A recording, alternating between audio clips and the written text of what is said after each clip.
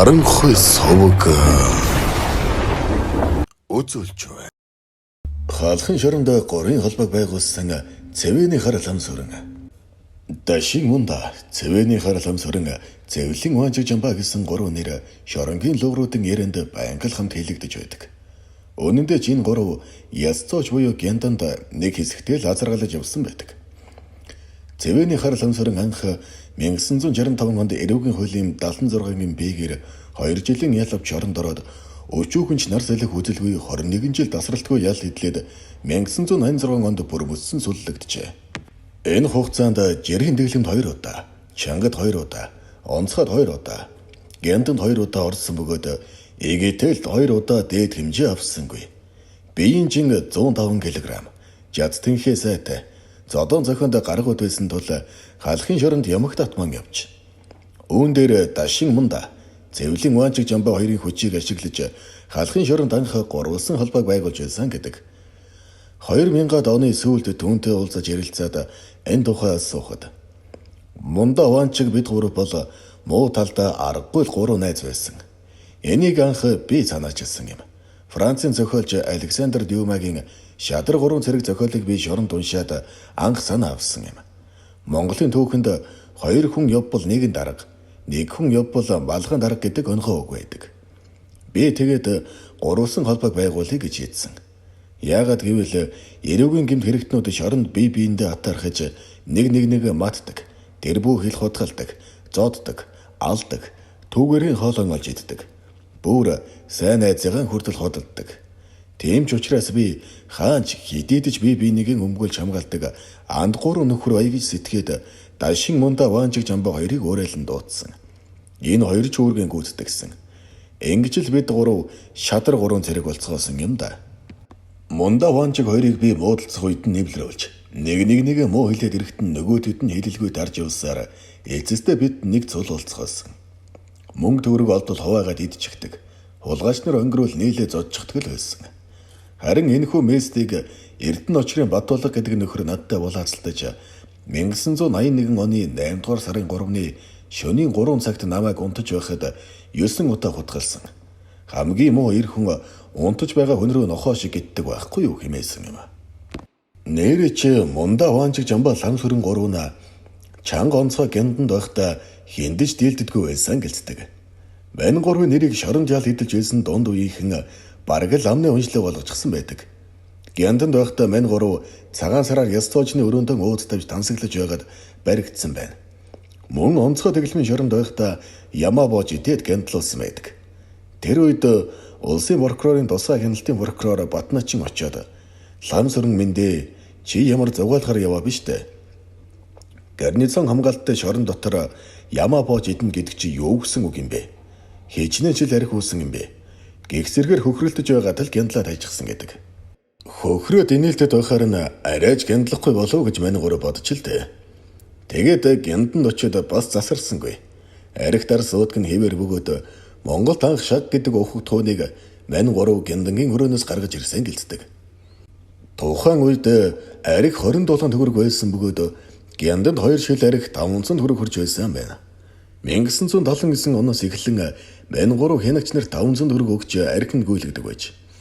Тэд ганц удаа сайлаастын дэлгүүр ороход 30 минут л гүйдэг бөгөөд сарынхаа цайлан 30 минутын дотор л олжчихдаг байж.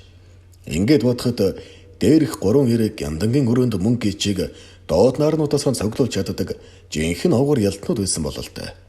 Эцэг Цэвэнийхэн тухай лам сүрэнгээс асуухад Цэвэн гэдэг хүн манай уданд байхгүй. Би анх шоронд орохдоо 21 жил суун гэдгээ зөв совингороо мэдсэн юм уу? Эцгийнхээ нэрийг шоронд гаргахгүй гэж бодоод өөрийнх нь уданд байхгүй Цэвэн гэдэг нэрээр овгилсан юм. Энд чинь зохиомл нэр. Тэгээд шоронд Цэвэний хар лам сүрэн гэж бүгд ярьцгаадаг болсон. Манайхан намайг шоронд эргэж очихдоо Рэнцэн дөржийн лам сүрэн хаана вэ гэж асуугаад олгоо байгаад бодож над дээр ирээд өгсний чинь Цэвэн мэвэн гэж зохиомл нэр өөртөө өгсөн юм гэж загнаж байсан удаатай. Би эргэлтээр авчирсан хоолыг огт иддэггүй байлаа. Учир нь шоронд үнэнхүү хотон төвчээр хэрэгтэй. Намайг яаж төвчээр гаргадаг байсныг 50-ад оны том хулгайч нар бүгд мэднэ. Эргэлтээр ирсэн өөх махтай тэр гоё хоолыг би байнга идэхгүй шүү дээ. Ийм гоё хоол чинь шоронгийн хүнд гай болдог байхгүй юу?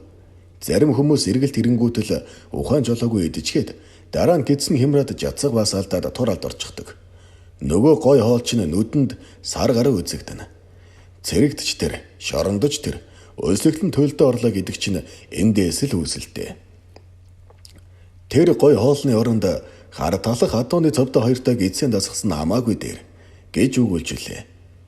Лам сүрэн 1986 онд Амарвалд генерал Хинти аймгийн цагдаагийн хилцээний дарга байхдаа шоронгоос сулдсан байдаг.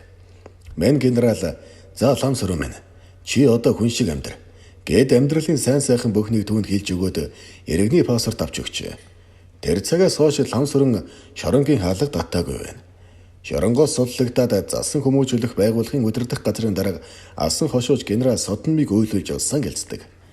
Лам сүрэн 1986 онд Хинти аймгийн Дадас сумын нэгдэл дундын үйлдвэрийг дааж авчээ. Цэргээс халагдсан теннис төгссөн хэдэн залуучийг лам сүрэн өдөртөд ажил хийлгэх гэж янз бүрийн арга хэрэгэлсэн боловч заадуул нь огт санаанд нь хүрээгүй байна. Тэгээд аймгийнхаа дарга дээр очиод 1986 онд Хинти аймгийн Дадас сумын нэгдэл дундын үйлдвэрийг дааж авчээ. Цэргээс халагдсан теннис төгссөн хэдэн залуусыг лам сүрэн удирдаад ажил хийлгэх гэж янз бүрийн арга хэрэглээд заадуул нь огт санаанд нь хүрээгүй байна. Тэгээд аймгийнхаа дарга дээр очиод энэ улсуу чинь ажил хийж чадахгүй байна. Шоронгоос багьяалтай хэдэн хүн суллууж ажил хийлгэе гэтэл базар дээр эн чинь нэстэ бүтэхгүй гэд халгаасангүй гэнэ. Лам сүрэн энэхүү саналаа улсын дэд жөөх хүртэл хөөцөлдөж явсаар 16 хүн суллуулах эрх аваад Хинти аймгийн хорих анги дээр очив. Энэ 16 хүнийг Содном генерал өөрөө үтэн гаргаж өгөөд "Лам сүрэн минь, би чамайг ингэнэ гэж огт санаагүй. Чи үнэхээр ухаантай хүн байна" гэж хэлээд үйлсэн гэдэг. Түүний суллуулсан 16 хүн 1986 оноос хойш нэгж сэргийлэхийн хаалга татаагүй бөгөөд эдүүгээ Хинти аймагт 16 голомт бадарч байгаа ажээ. Халахын шоронд лам сүрэнгийн сурсан ганц чаддаг юм гэвэл мөрөөдөө тоглоом бөгөөд Монголд байдаг бүхэл мөрөөдөө тоглоомыг халахын том хулгайч нартай тоглож үзсэн байдаг. Хөзөр даалуунаас эхлээд буу, фаажу, үфаз гээд ер нь бүх тоглоомор наадаж мөрөөдөө тоглоомонд энэ насаан тавиа туужсан ажээ. Ер нь мөрөөдөө тоглоомноос олж шоронд орсон хүн зөөнгүй. Монголын 1 номерын тоглоомчд гэгдэх Дамдан Рагчан үнэлэг асуудлаас олж шоронд орж явсан хүн. 60 тонд түүнийг шоронд ойхтон нах яамны ажилтан түүнтэй уулзаад "Улсаас чамд маш чухал даалгавар өгч байна. Чи Улаанбаатарт байгаа хятадуудтай буур гэдэг мөрөөдөө тоглоом тоглож бүх мөнгийг авах хэрэгтэй байна. Хэрв чадвал ялагч нь хөнгөлнө" гэж. Ингээд Дамдан Рагч шоронгоос төр гарч энгийн хувц өмссөн нах яамны 2 хүнтэй амгалан айласт дэнжи мянга зэрэг хожи олонтой газруудаар явж мөнгийг шуудаагаар нь хураасан гэлцдэг. Эхэндээ хүмүүс энэ үгэнд итгэж ядаж байсан хэдий ч гарцаагүй үнэн болох нь нотлогдсон юм. Дамдан Рагчаг 2000-ад оны дунд үед үйлдвэр комбинатын нэхмэлийн байранд амьдарч байлаа. Тухайн үед хятадуудын гар дээр их хэмжээний мөнгө эргэлдэж Монголын банк зузаа талын мөнгөөр хомсдсон тул ийм арга хэрэглэхэд хүрчээ. Дамдан Рагчааг өөргөө биелүүлсэн тул шоронгоос суллсан байдаг. Ер нь Монголын шоронгоор янз бүрийн мэрэгжлийн гоцгойд ирчүүд шөргөд өнгөрсөн бөгөөд тэр бүхнийг энэ тоочоод баршгүй. Цэвэний хар лам сүрэн 80-аад оны сүүл үед Хинти аймгийн нэгдэл дундын үйлдвэрт бригадын даргаар ажиллаж байх үед 60-70 тонны шоронгийн атман шулах сантаг айчлан очижээ. Мань хоёр тэрвэрлдэн уулзаад ганц нэг бивний бөглө мултлах зуур эн хөөрөлдөжээ. Хоёулаа Хинтийн Дадас сум орж боройдуудтай мөрөдөд тоглоё. Тэдний гар дээр дор хаяад 20-30 мянган төгрөг эргэлддэг гэнэ. Шоронд олон жил хөлөө тоглосон хэрэг юусан бэлээ? Ер нь энэ нарныхан хэр тоглолтгийг үзье хэмээсэн байна. Соцуугийн 20 мянган төгрөг гэдэг их мөнгө шүү. Ингээд мань хоёр Хинти аймгийн Дадас сумыг зоржээ. Хинтийн боройдууд эхлээд бил бенчингийн сонирхов. Лам сүрэн өврөө худалж хэдэн ширхэг зууд үзүүлжээ. Сандгийг үзүүлэх гэдэл лам сүрэн хориглож их мөнгөнд хүний нүд унчихдаг юм. Битгий үзүүл гэж боройдуудын тэргэд жүжиглсэн байна. Ингээд тоглоом эхлэв. Шодрог өгч авалцгаар тохиролцов. Мөрөөгөө өгөхгүй бол боройдууд хутгалдаг гэдгийг тэд мэдэх хойно хэрвээ бид хожигдчвал мөнгө аваад шууд явна. Та нарын зүгээс ямарваа нэгэн хориглолт байж болохгүй хэмээн тэдэнтэй яс тохиролцжээ. Ингээд тэд хөөцрөөр муу шиг Эстос ходроо зэргийг тоглосон байна. Дашрам төрдөхөд цэвэний лам сүрэн мөрөдөө тоглоомоор шорон толгой цогж явсан гэлцдэг. Ингээд мань хоёр 10 гаруй бүрээдүүдтэй хонон үнжин тоглож байгаад 28,000 төгрөг хямаалчихжээ. За бид хоёр явлаа. Эхэндээ бид тохиролцсон. Хэрвээ бид хожигдсон бол мөнгө алдчихад зөв зүгээр хоосон буцаад явчихна. Ямарваа нэгэн хориглолт байхгүй гэж тохиролцсон болохоор одоо гомдолгүй үсттэй. Гээд гараад явчихжээ. Баахан мөнгө өөртөлсөн мань хоёр бөөн баяр болж. Бүрэн хааны наад талын овон дээр гараад 28,000 төгрөгөө тэнцүүхэн хувааж аваад ганцчил архины бүглөө молдлоо. За одоо хоёулаа тусынхан байдаг газар руу явъя гэд босох гэтэл цаанаас нь улаан тоос татаж УАЗ 53 машин дээр баахан хүн суужсан ирж явна гэнэ. Төдөлгүй тэд овон дээр гарч ирээд бүгд машинаас бууж мань хоёрыг бүчээд авчээ. Мөнгө алдсан 10 гаруй бүрээд хуйнаас хутгаан суулан унжуулаад бид нутгаасаа хизээж мөнгө гаргадаггүй. Одоо эр хүний ёсоор дахиж тоглоно. Бид мөнгө олоод ирсэн. Энэ мөнгийг хожих юм бол та хоёрыг эр хүний ёсоор үнэлээд шууд явуулна гэж сүрдүүлжээ. Хариуд нь лам сүрэн сандаг хоёр нуруугаа нийлүүлж суучгаад огт айсан шинжгүй ийхүү үчжээ. За эр улс юм бол эхлээд алдаж сур. Хожих нэг өдөр байхад хожигдох нэг өдөр байдаг юм.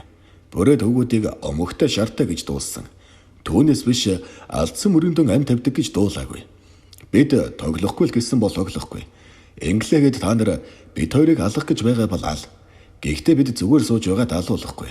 Халахын шоронд бид хоёр атман явсан олсоод буутай хоёгийн өмнөөс улаан гараараа үзэлцэж явсан шазрын ирчүүд байна. Та нартаа тулалтаа сайх юм алга. Үгсэн ч гомдолгүй. Харин бид хоёрын амийг нэхэж халахын шоронгоос маш олон хүн ирж та нараас өшөө авах байх шүү. Зүгээр ч нэг алах биш та нарыг мөчилж алах вэ. Бид хоёр ийм л хамгаалтай хүмүүс. За тэгээд та нар өөрсдөө л мэд хэмээн ажтаач хэрэлдэжээ. Тэгтэл нөгөө бориодууд жаахан зөөлрөөд ирж байна. Тэгээд эцэд нь өөрсдөө шудраг өгч авалцдаг ёс жаягтай болохоор мань хоёрыг аргагүй хүлэн зөвшөөрч. За та хоёр яв да. Хэдэн халтар төгрөгнөөс олж эр хүний ёс чудгаа алдаад юу гэх вэ? Гэж тэд хэлээд 10 литр нэрмэл арх машинаас гаргаж ирээд хувааж ууцгаажээ. Ингээд тэд эр хүний ёсоор салцгаасан байна. Эдний хинхэн мөрөдө тоглооноос олж мөчөө санжуулах тунд өгчээ. Гэвч муу юм модон улааттай гихчээр мөрөдө тоглоомч дадал сумын нэгэн иргэн цагдаад мэдэгдэжээ. Тухайн үед мөрөдө тоглоом хориотой байсан цаг. Ламсрын сандаг хоёр бүрээдүүдийн гараас арай гэж мултраад бүрэн хааны зүг гэлдэрч явтал араас нь машинтай цагдаа нар ирж баривчлахын тэр. Мөнх бүрээдүүд ч бас баригджээ. Ингээд Хинтээ аймгийн цагдаагийн газар хэд хоног байцагдж хамаг мөнгө улсын орлого болгосон байна. Ламсрын сандаг хоёр хэдий хоосон хоцорсон ч гэлээ омогтой шарта бүрээдүүдийг мөрөдө тоглоомоор ялан дийлсэн хэмээн сэтгэлэн цайруулж суулсан гэдэг.